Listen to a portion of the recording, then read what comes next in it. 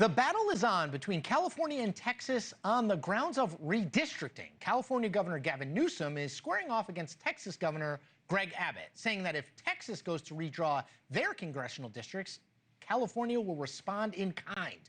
Both states are gearing up for the crucial 2026 midterms, and control of the House could be decided by what happens in those two states over the next few months. Meanwhile, both Newsom and Abbott have an eye on the 2028 presidential race. Both are regularly mentioned as potential candidates. So it's a fight then with implications not just for control of Congress, but for which party's vision will ultimately triumph in 2028. Start here.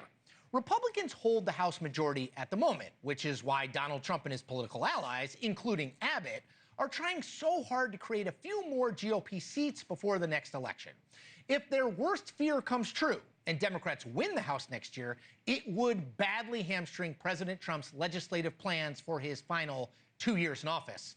No one I would rather talk about this with than my friend Chuck Todd, host of the Chuck Toddcast, and my podcast co-host every Monday on Substack. All right, Chuck, let's talk about this because I want to, in some ways, it's this competition between the Democratic vision of America, Gavin Newsom in California, and the Republican vision of America, Donald Trump and Greg Abbott. How important is this back and forth over these next couple months when we talk about the midterms? Well, look, if you want to go back, we just have to go back a cycle and ask how important are these middle of the decade redistricting situations. They can decide who controls the House. Last cycle, it was another two big states, a blue state in New York and a red state in Florida. New York didn't do it. There was a lot of Democrats pushing the New York legislature to essentially go redraw the map, go put Lawler and all those sort of central New York guys and upstate New York guys, put them, those Republicans, and redraw those seats. They ended up not doing it. There was some lawsuits and they didn't want to push it. Florida jammed a remap through, and it is why Republicans hold the House today. Without the Florida remap, Democrats would have won the House in 24. So that's how important it is. Okay, we are essentially, the irony is after everybody complains about redistricting and gerrymandering, we actually, in 2022, had the most competitive map we've had in our professional lifetimes.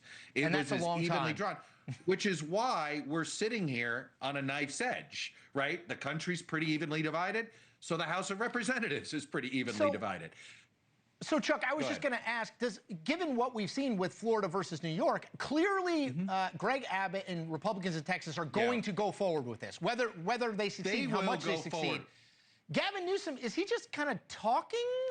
I don't think he can pull it off. There's a lot of, so Arnold Schwarzenegger got a lot of election reform referendums passed right before he left. The two big ones were this redistricting commission, where it is a citizen commission that does this. You're not allowed to have any political ties. It's actually frankly, it should be a model for the country. I really think it's an excellent way to do it. And then you have this, and then you got the top two system in, right, where you got rid of party primaries. The problem is that I'm not convinced. I'm not convinced every Democrat in the legislature is going to be comfortable overturning the will of the voters. Because in order to do this, they're going to have to either test the premise of whether this. In fact, I heard Gavin Newsom say, well, the law only talks about the redistricting for each decade. It doesn't say anything about the middle of the decade. And you're like, really? You're going to try to? He's going to have to create a loop. I was going to say he's going to have to pull it off. So, Chuck, I want to talk. That's unintended. That's problem number one. But let me point out problem number two.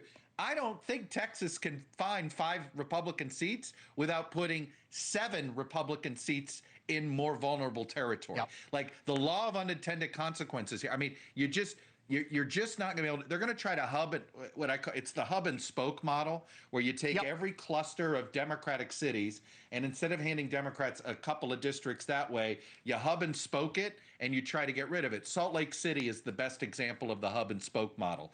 Every district in the state of Utah has a piece of Salt Lake, of that metro market, in order to make sure no Democrat can actually hold a seat, and they made it so there's only one quasi-competitive one. So I just don't think there's enough. I don't think there's enough hub and spokes to play with in Texas to really pull this off. And I don't know that Gavin Newsom has the stomach for it. I think Donald Trump will make sure Greg Abbott has stomach for it. I got to leave it, Chuck. Well, Thank you. Well, you got it. Well, this is the larger thing. Do you try to have the high ground, or do you fight fire with fire? And I think long-term consequences for the Democrats here, they need to think about that. Thank you for watching. Subscribe below and download our NewsNation app right now on your phone, and you will get fact-based, unbiased news for all Americans.